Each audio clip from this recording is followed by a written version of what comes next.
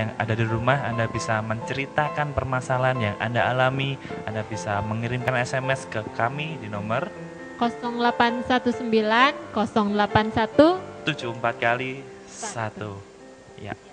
Pertanyaan selanjutnya, saat seorang sedang hancur hati, pelampiasan yang bagaimana sih yang biasanya orang-orang lakukan gitu?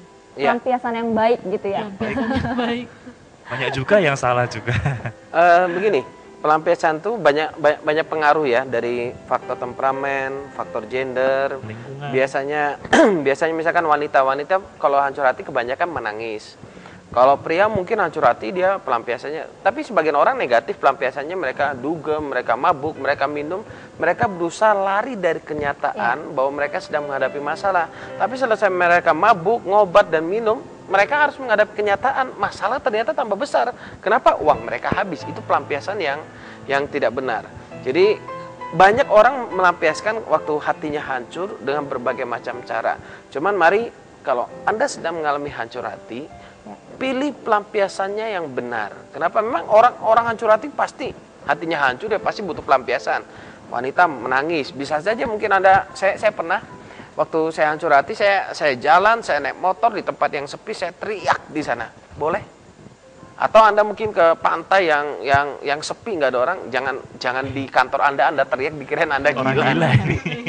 Kumat gitu kan bikinnya kan.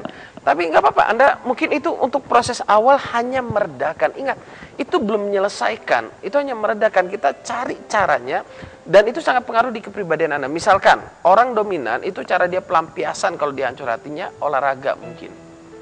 Olahraga. Nggak apa-apa, dia capek, dia lelah, itu sudah cukup membantu mengurangi. Makanya kenapa kalau kadang kita lihat film ada orang stres gitu, dia pukul sansak atau apa gitu kan ya. Yang penting jangan pukul istri dan anak-anak kan gitu. Nah, kemudian ada orang yang kalau lagi hancur hati, nangis tuh ya, bisa telepon bisa berjam-jam gitu. Pernah nggak, Bu? Telepon siapa sampai berjam-jam? Loh, bisa nelpon saudara, bisa nelpon orang lain, bisa nelpon sahabat. Nah, untuk orang-orang yang hancur hati butuh pelampiasannya itu ngobrol, butuh nelpon sampai berjam-jam, pilih Anda curhatnya kepada orang yang tepat, gitu ya. Kalau Anda curhat kepada orang yang salah, maka permasalahan Anda akan menjadi gosip umum. Oke. Kemudian ada lagi orang yang hancur hati yang unik. Dia stres, dia marah. Uniknya apa? Unik ya? Iya, dia tidur. Oh, tidur. Oh iya. Unik sekali. Bagi saya, kalau saya hancur hati, saya nggak bisa tidur.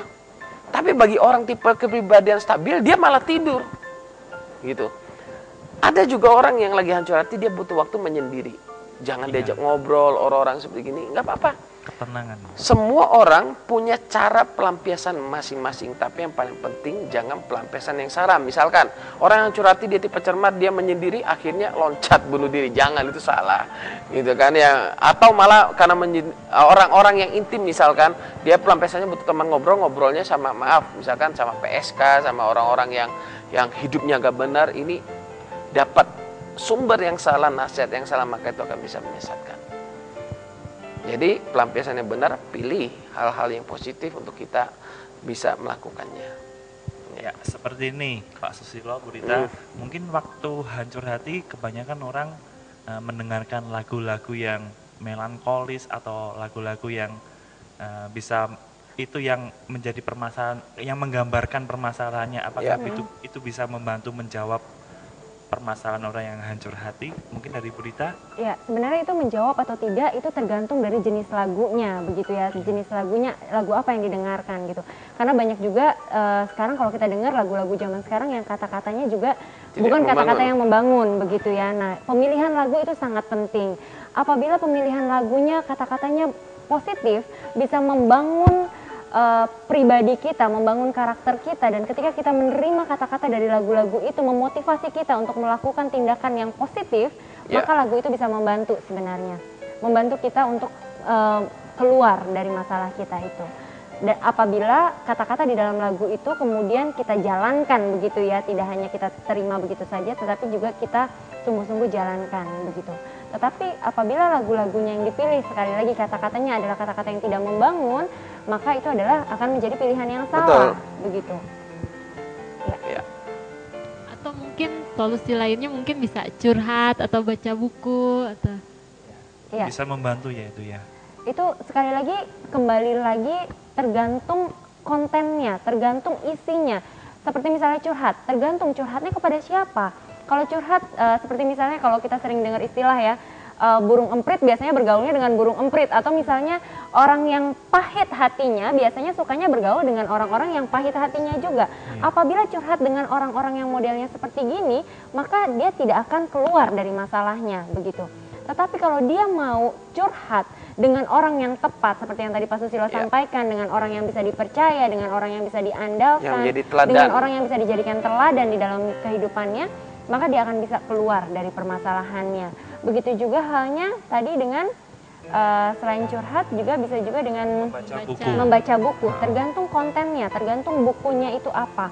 Apabila bukunya adalah buku-buku yang memang berisi nilai-nilai yang bisa membangun dia untuk keluar dari masalah dia, dan itu membantu dia untuk mengambil keputusan untuk dia bisa keluar dari masalah itu, maka tentu saja buku-buku itu sangat membantu begitu ya. Tetapi apabila buku-buku itu isinya hanya gosip-gosip misalnya, atau hal-hal yang justru memberikan nilai-nilai yang negatif begitu ya, justru akan membawa dia dalam kondisi yang bisa terpuruk. Bukunya buku begitu. memasak, Bu. jangan baca buku dunia lain gitu ya, perdukunan apa gitu. Kalau buku masak mungkin bagus. Iya, loh iya, buat ibu-ibu yang tipe dominan gitu ya, yang lagi stres, Anda bisa baca buku masak, langsung praktekkan aja. Gak apa-apa, daripada mukul suami mending pukul wajan. Soto ayam loh, soto ayam. Ya, ini buat Pak Susilo, apa yang bisa terjadi kalau ketika orang itu lagi hancur hati? Oh, banyak kemungkinan. Kalau reaksi yang diberikan betul, maka hasilnya akan positif. Itu menjadi proses pembelajaran, dia bisa belajar, oh kalau saya sakit hati begini. Tapi kalau dia memberikan reaksi yang salah, maka itu benar-benar bisa menghancurkan hidupnya. Jadi banyak kemungkinan yang positif ya, dia datang ke konselor. Kalau memang dia ngerasa bebannya sudah nggak bisa teratasi, dia mencari partner untuk teman curhat, untuk mendampingi dia, membimbing dia. Itu respon yang saya rasa itu yang sangat positif, yang sebaiknya dilakukan. Kenapa? Karena dalam hidup ini kalau kita menghadapi seorang diri kan susah ya. Kenapa? Kita perlu komunitas, perlu teman. Tapi ada juga orang yang hancur hati, dia menyendiri, malah nyimpan dendam. Nah, yang gawatnya, orang hancur hati seringkali tidak merasa dirinya salah. Itu dia yang menjadi masalah. Kenapa? Misalkan kalau kita lihat di berita-berita, orang bunuh orang lain karena sakit hati. Kenapa dia sampai bunuh? Dia ngerasa dirinya benar. Kenapa? Ini cara pelampiasannya bagi dia. Itu suatu yang jelas salah sekali gitu kan ya.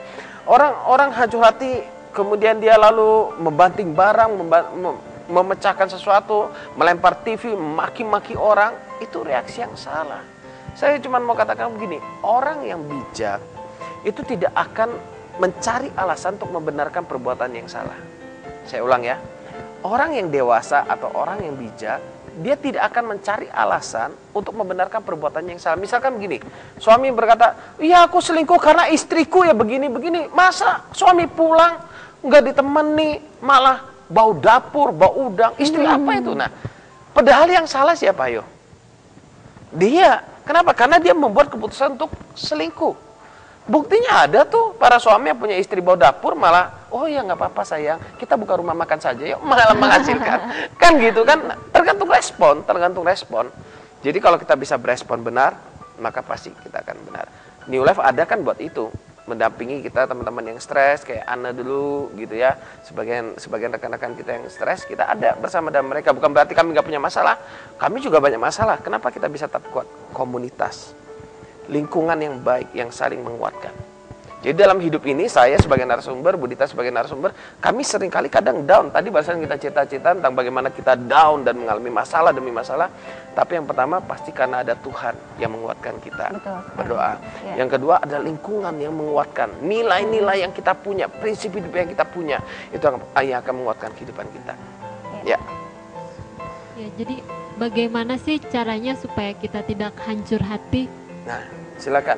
Supaya kita tidak hancur hati. Kalau kita mau tidak hancur hati, kita harus masuk ke tadi ya Pak ya, rumah yang 2x1 itu ya Pak ya. Cuma satu-satunya itu caranya gitu ya.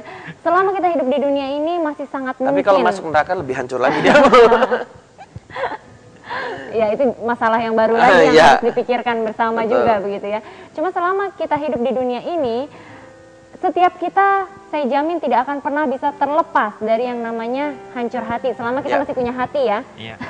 Selama kita masih punya hati tentu masih sangat mungkin, masih sangat banyak peluang bagi kita untuk bisa hancur hati. Ya. Tetapi yang paling penting adalah bukan kita menghindar supaya kita tidak hancur hati, seperti misalnya kita disakiti oleh pasangan hidup misalnya. Kita nggak bisa berpura-pura mengatakan, oh oke, saya nggak hancur hati, saya baik-baik saja. Kita nggak bisa berkata seperti itu, karena kenyataannya memang jika hati kita terluka ya kita akan merasakan hati kita hancur begitu ya. Ya. Tetapi yang terpenting dalam hal ini adalah kita harus belajar bagaimana caranya bereaksi dengan benar. Ya, betul Supaya sekali. ketika hancur hati itu tiba, ketika hancur hati itu kita rasakan, kita tahu bagaimana kita harus bersikap.